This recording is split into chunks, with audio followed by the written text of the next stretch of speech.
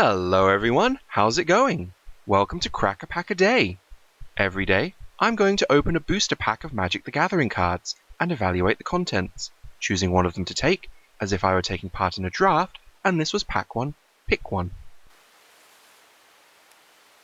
Today, we're going to be opening a pack of Battle for Zendikar.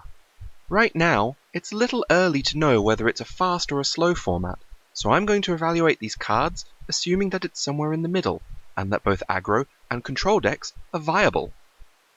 Let's open the pack up and take a look at what we've got.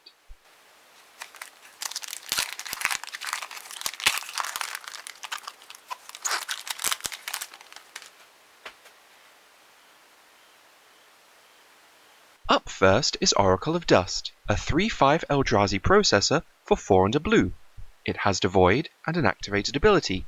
You can pay 2 and put a card an opponent owns from exile into that player's graveyard to draw a card, then discard a card. A 3/5 for 5 isn't a terrible card, especially in blue. The body is just beefy enough that you're not too sad to pay that much mana for it. The ability is quite nice too, as long as you can get enough ingest creatures or other ways to exile your opponent's cards. Being able to loot for 2 colorless mana is quite good, so as long as you have enough fuel to process, it all works out well. Overall, this is a reasonably solid card that will really do well if you have enough process fuel, but it's not quite powerful enough for me to contemplate taking it first. Voracious Null is a 2/2 zombie for 2 and a black. You can pay 1 and a black and sacrifice another creature to put 2 +1/+1 counters on itself at any time you could cast a sorcery. A 2/2 for 3 is a bit small for what you pay, but this card can pump itself permanently at the cost of your other creatures. The problem there is that you're probably sacrificing good cards just to make this subpar one better. It can only do it at sorcery speed, so you can't even use it to sacrifice the targets of your opponent's removal spells. If you have creatures locked down by enchantments, smaller creatures now outclassed by what your opponent has out on the battlefield, or an excess of Scion tokens, then those all seem like acceptable sacrifice targets. You should also watch out for blue opponents bouncing your Voracious Null, undoing all of your hard work. Overall, this is probably a card to bulk your deck out and not something you want to take first. I won't be. Reclaiming Vines is a sorcery for 2 green. Destroy target artifact, enchantment, or land. Reclaiming Vines is a sideboard card. You'll bring it in for games 2 and or 3 if your opponent has enough worthy targets. But otherwise, it's just too narrow to consider putting it in your main deck. I won't be taking this first. Lytham Answers Focus is an instant for white. Target creature gets +2/+2 until end of turn. Prevent all damage that would be dealt to that creature this turn by colorless sources. This seems like a reasonable combat trick. 2 power and toughness for 1 mana is a good bargain, I reckon. And there are enough colorless creatures and burn spells in the set that the damage prevention cause will often be a very nice bonus. Don't forget that lands are colorless.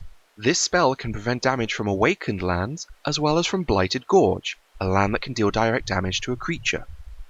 Overall, I think that this is a nice cheap combat trick with some upside.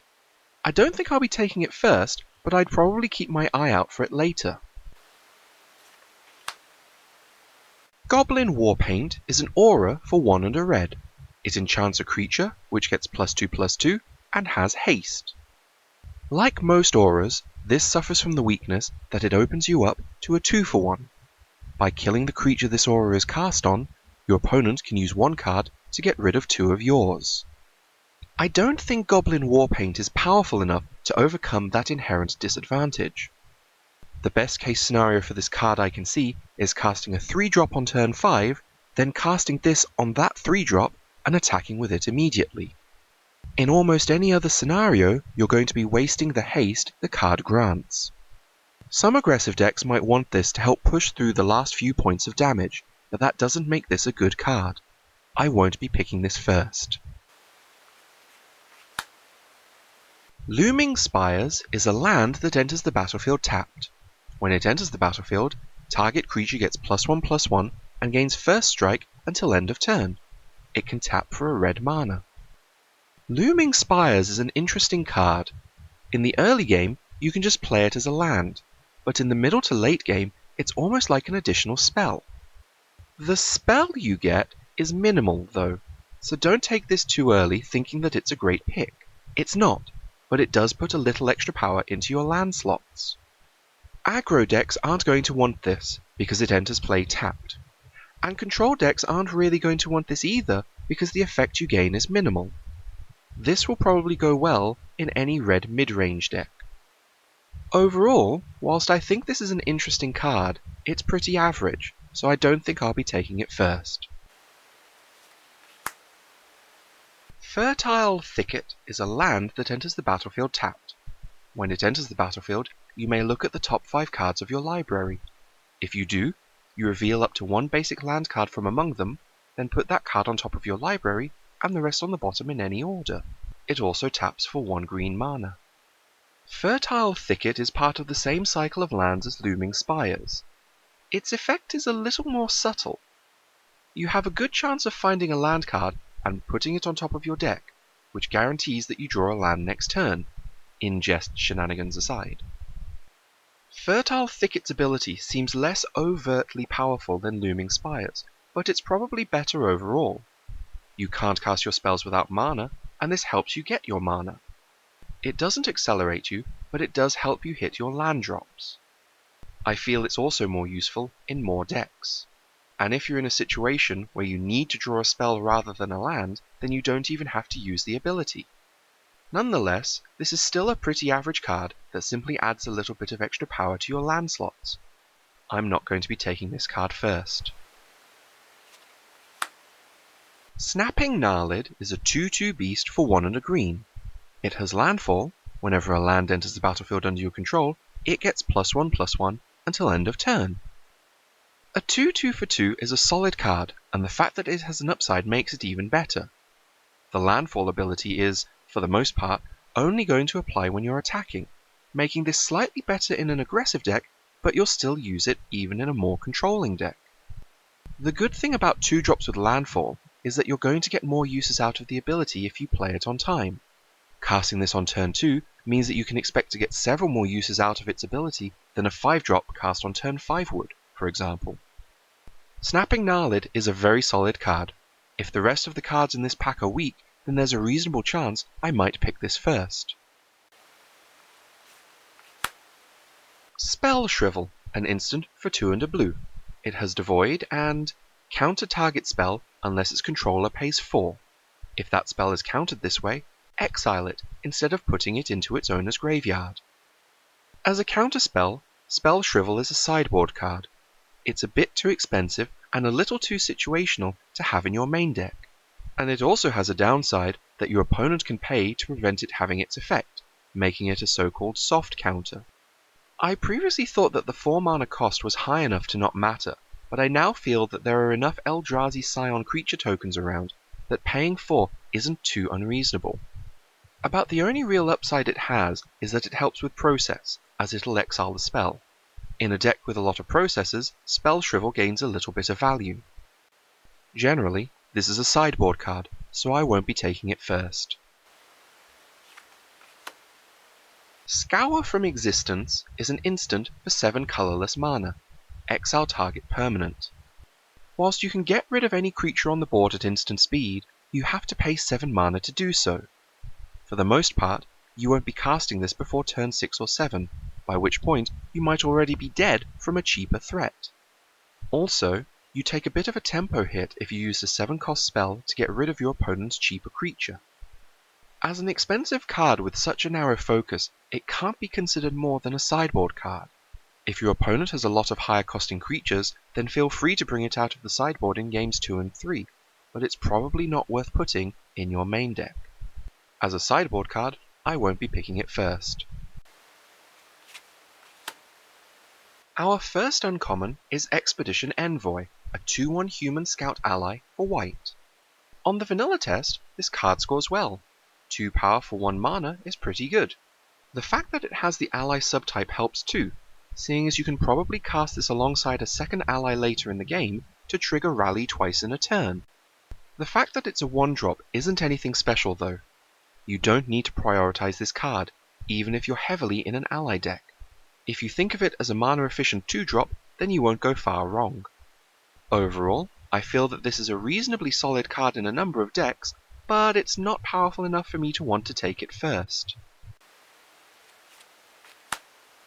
Scythe Leopard is a 1/1 cat for green. It has landfall.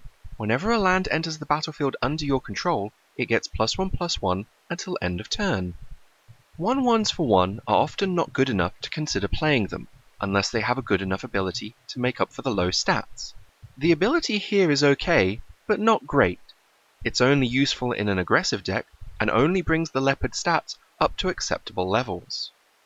Compared to Snapping Gnarlid, this card isn't all that good. You pay 1 mana less, and lose 1 power and 1 toughness. That's not a good deal.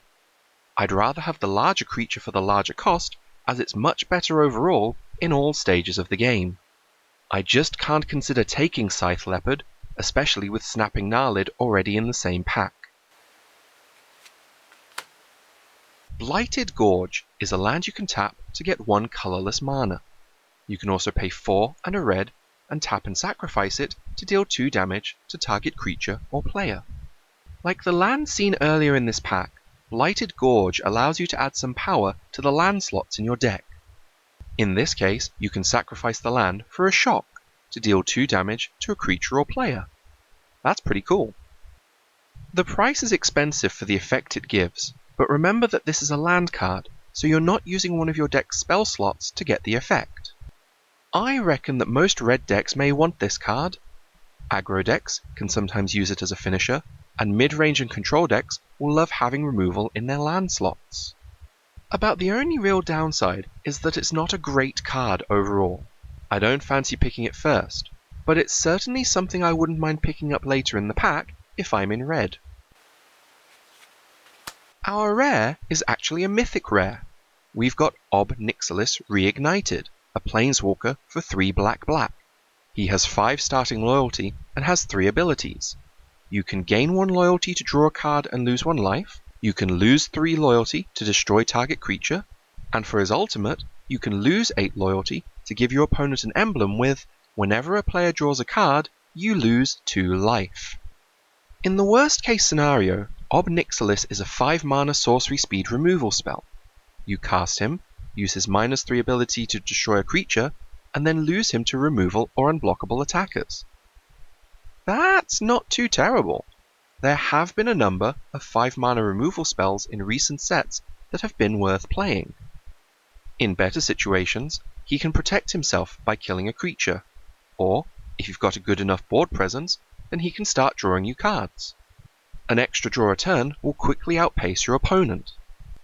As with most planeswalkers, it's probably not worth taking his ultimate ability into account, but if you do manage to pull it off, then the emblem will probably make the game yours within a couple of turns. Overall, Ob Nixilis Reignited is an extremely strong card and will likely be my pick here.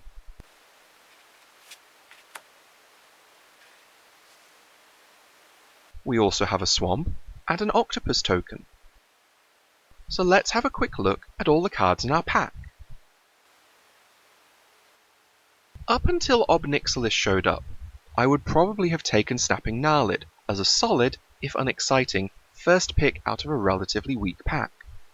As it is, Ob Nixilis Reignited is easily the most powerful card in the pack. He's card draw and removal in a single card, and as a planeswalker will often divert your opponent's attention away from you and your life total. Ob Nixilis Reignited is my pick. And that's about all we've got time for today. If you disagree with my choice, then please let me know in the comments below, on Facebook, or on Twitter. Have a good day now.